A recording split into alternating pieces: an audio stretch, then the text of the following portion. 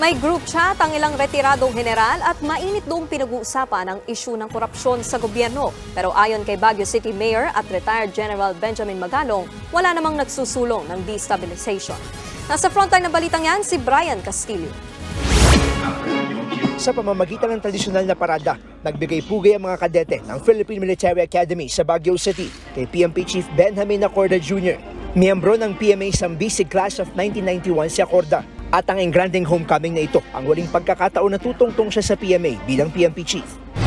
I never imagined that I will become the Chief PNP, but having passed through the rigors of academics, militaristics, and leadership training, somehow it prepared me.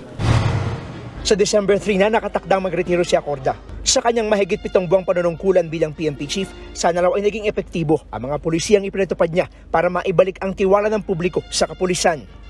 I don't want to compare myself to others kasi kanya-kanyang focus, kanya-kanyang specialization, and to compare one to the other is medyo unfair.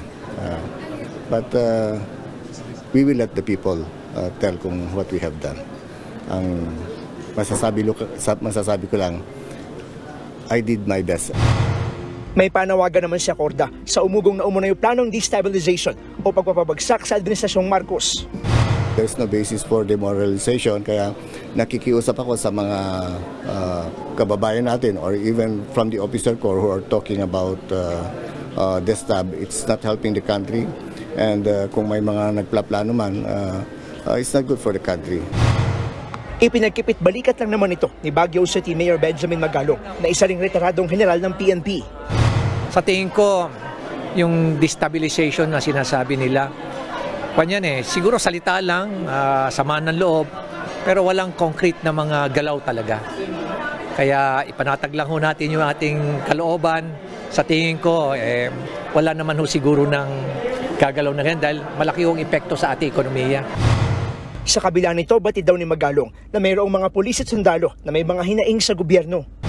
Siyempre, marami rin na frustrate sa sistema, may mga senior officers, may mga young officers na nagiging na-frustrate sa sistema nga, especially in itong issue on corruption.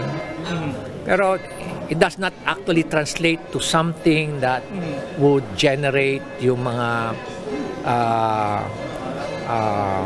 certain actions that would be construed as something violent to overthrow government.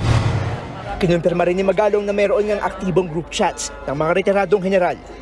Sa group chat, basically yung frustration nila. And ang main issue talaga yun in corruption. A great majority ng mga involved sa mga personalities sa group chat, they don't advocate yung any destabilization move, anything violent to overthrow government. The common sentiment is this is not the time to undertake any destabilization move. At kung si Magalong daw ang tatanungin, ako, I don't approve of it. I don't advocate for destabilization dahil bagsak na tayo Bagsak na yung ating ekonomiya, hirap na tayo, grabe pa yung corruption, so wag na nating i-complicate pa. Ma-aggravate lang kung magkakaroon tayo ng mga ganyan. Nagbabalita mula sa frontline, Brian Castillo, News 5. Mga kapatid, Nikki de Guzman po, iba na ang may alam at may pakialam sa panahon ngayon. Para sa tuloy-tuloy na balitaan sa frontline kahit weekend, mag-follow at mag-subscribe sa social media pages ng News 5.